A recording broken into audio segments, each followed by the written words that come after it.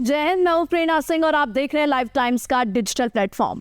केंद्रीय वित्त मंत्री निर्मला सीतारमण ने 1 फरवरी को 2025-26 के लिए बजट पेश किया था।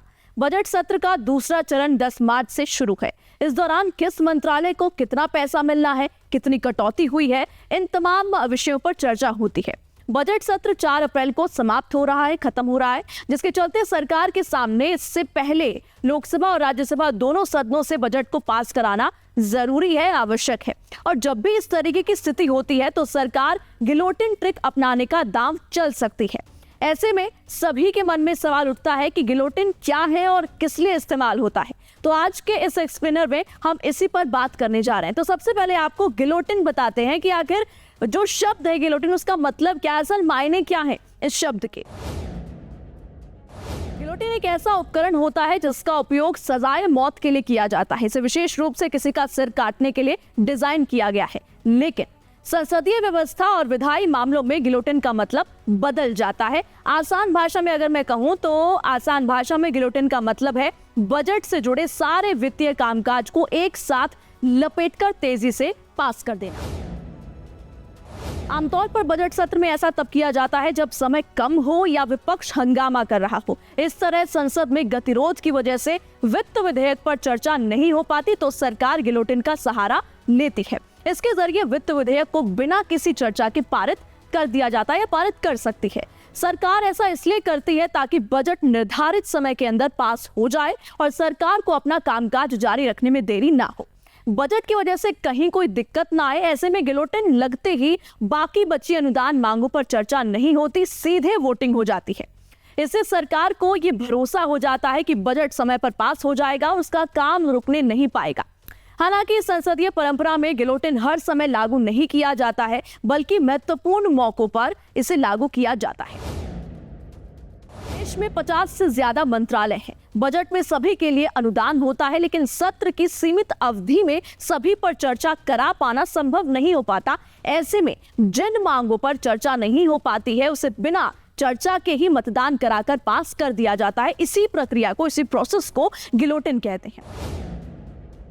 एक लाइन में अगर मैं कहूं तो बजट सत्र में मंत्रालयों की अनुदान मांगों को बिना चर्चा पारित कराने की प्रक्रिया को ही गिलोटिन कहा जाता है। इसका इस्तेमाल तब होता है जब सरकार को लगता है कि अब और देर नहीं कर सकते। बीजेपी ने व्हिप जारी कर अपने सांसदों को तैयार रहने को कहा है ताकि बहुमत के दम पर बजट आसानी से पास हो सके।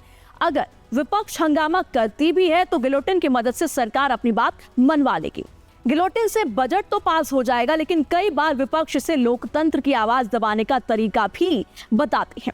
बजट पेश करने के बाद संसद लगभग 3 हफ्ते के लिए ठप हो जाती है। इस दौरान संसद की विभिन्न समितियां मंत्रालयों के अनुदान मांगों की जांच करती हैं और रिपोर्ट तैयार करती हैं।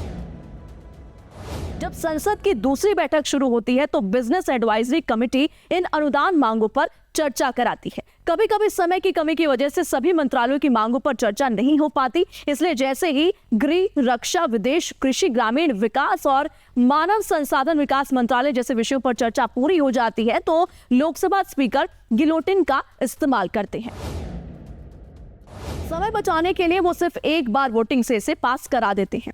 अब आपको थोड़ा सा पीछे ले जाते हैं और बताते हैं कि जो गिलोटिन का प्रोसेस है ये कब कब अब तक इतिहास में अपनाया गया है। एक सामान्य प्रक्रिया में मंत्रालयों के अनुदान मांगों पर चर्चा होती है। सत्ता पक्ष और विपक्षी दलों के सदस्य अपनी राय रखते हैं। इसके बाद संशोधन की जरूरत होती है तो संशोधन के साथ, अन्यथा इसके बिना ही सदन इसे पास कर देता है। ऐसा नहीं है कि गिलोटिन की प्रक्रिया कोई पहली बार अपनाई जा रही है। हर साल एक बड़ी संख्या में अनुदान मांगों को बिना किसी चर्चा के पास कर दिया जाता है। मोदी सरकार ने 2018-19 में सारे अनुदान मांग बिना किसी चर्चा के पास करा लिए थे। ऐसे ही 2020-21 में भी मोदी सरकार ने दिल्ली हिंसा के चलते संसद में जारी गतिरोध की वजह से सारे वित्तीय विधेयक को बिना चर्चा के पास कराने के लिए गिलोटिन का सहारा लिया था। मोदी सरकार से पहले केंद्र में रही कांग्रेस की नेतृत्व वाली यूपीए सरकार ने 2004-05 और 2013-14 में बिना किसी चर्चा के सारे अनुदान मांग पारित करा लिए थे। तो ये था पूरा एक्सप्लेनर और पूरी बातें गिलोटिन के बारे में कि आखिर गिलोटिन होता क्या है। अगर आप चाहते हैं कि मैं कोई और स्पेसिफिक टॉपिक लेकर आऊं और उसके ऊपर एक्सप्लेनर करूं, उसके ऊपर और भी ज़्यादा हम डीप रिसर्च आपके पास लेकर आए, तो वो कमेंट सेक्शन में ज़रूर बताएं। साथ ही साथ आज के लिए फिलहाल इतना ही, मुझे दीजिए इजाजत और देखते रहिए लाइव टाइम्स का डिजिटल प्लेटफॉर्म। जय हिंद।